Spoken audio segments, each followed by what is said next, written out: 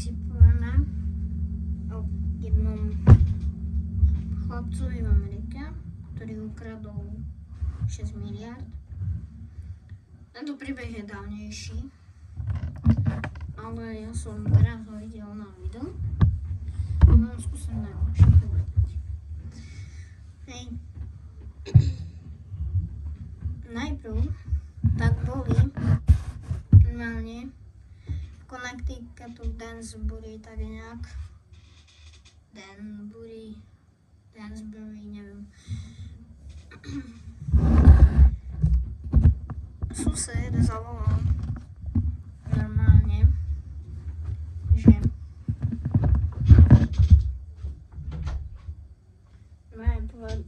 toto zavolal na políciu, že Honda Civic narazila do Lamborghini,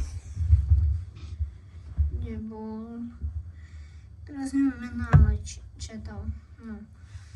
A potom tak bola tam dodávka biela, ktorá ich zablokovala a teď ste im zobrala aj to Lambo a také. Potom Lambo sa nám našlo nedaleko nejakého parku, tuším.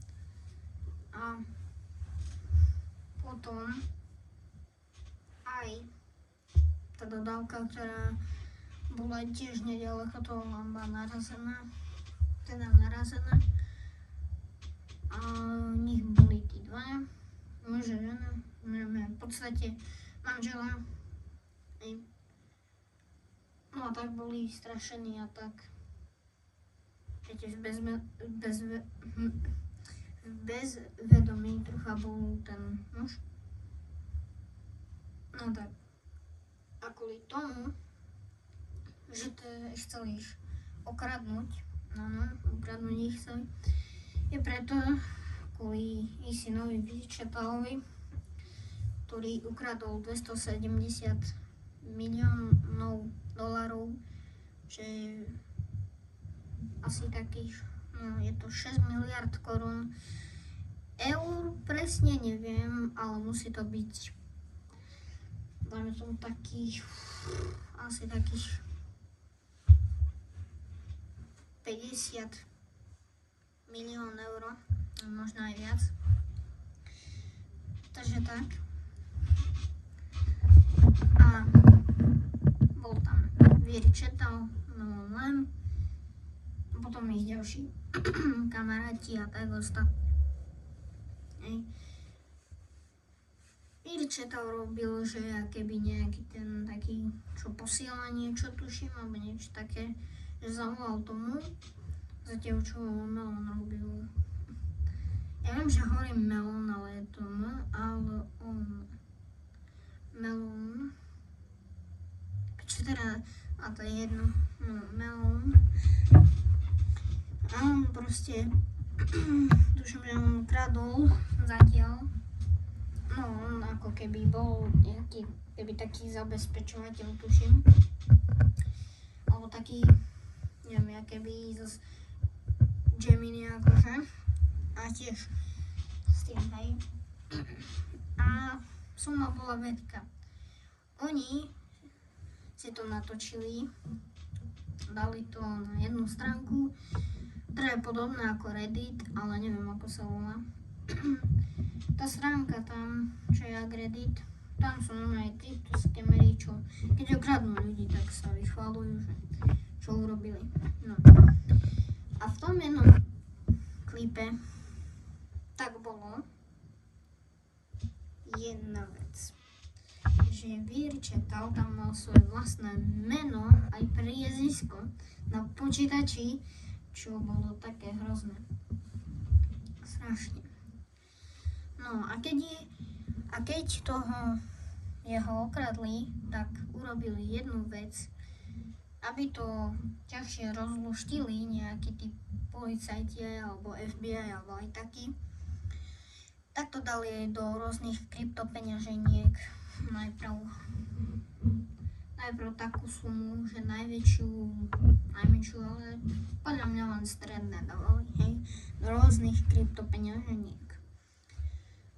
No a keď to urobili, tak to to bolo niečo extrémne. Myslím, čo som pozeral. Potom, tak, išli sa vychváľovať, samozrejme. Kúpil si aj bundu za 15 000 eur, čo je dosť veľa, ale že tak veľa, že za to by som si kúpil 500 triliard Felicii za 100-200 eur. Si myslím a tak. No a kúpil si drahé veci, chodil do klubu, v klube dával neznámym randomným ženám kabelky a také. A jednému DJovi v klube kúpil 10 najdrahších fľašiek, aké tam boli. A väčšinu $500,000 míňali, hej? Alebo aj niekedy $20 miliónov. Ja si mysleli, že euro, ale nie. Je to dolár. No, tak. Dával aj ružové lamba. Samozrejme, tieto nie hurakany, bože. Neviem, také dajaké. A kúpil si za $10,5 milióna, tak neviem, skoro $11 miliónov si kúpil vilu, kde bolo 10 spální a 10 kúpeľní a 2 vjazdovky, ako keby, kde mal všetky drahé autá a tak ďalej. A také normálne chodil v drahých autách, nosil šperky drahé, no aj ruku mal celú diamantovú, keby. A viem, mal som to povedať skôršie, ale som nepovedal. Twitter užívateľ za XTB celé toto našiel, hej, celý prípad, všetko, potom to dal polícia alebo aj FBI, a FBI ho dala. Takže 9 miliónov alebo aj viacej peňazí bolo fuč, ich minuli. A $500,000 bolo vrátených, hej. 9 miliónov dolárov alebo aj viac, alebo 9 plus ukazovalo, tak neviem.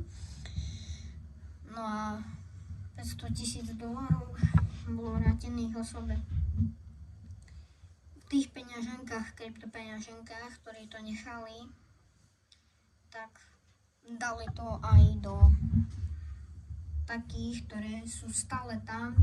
Je tam napríklad 21 miliónov, hej, čo som pozeral video, alebo aj 39 miliónov, môže byť už v tých kryptopeňaženkách viac alebo menej. Neviem, ale tak rýchlo vám to zhrniem. A tak no, jeden ten tam v klube ako keby, alebo tak nejak, tak on už si myslel, že ako keby mal narodeniny, že $100,000 za to, že iba v klube je a tak. A potom, keď on to dal za XTB, polícia alebo FBI, tak už ho zadržali, proste urobili také, že na ňo, nie že zautočili, ale proste také, a to také, že potichu, viete. No, tak toto skončilo, pre ňa nie veľmi dobré, keďže on bol zadržaný, hej, a vie, že to mal 19, ale mal 20 a ostatní kamaráti 21 alebo tak nejak. Dúfame sa vám takto pre mňa zaujímavé videjko, ktoré som skúsil svoje najlepšie povedať. Páčilo a čaute.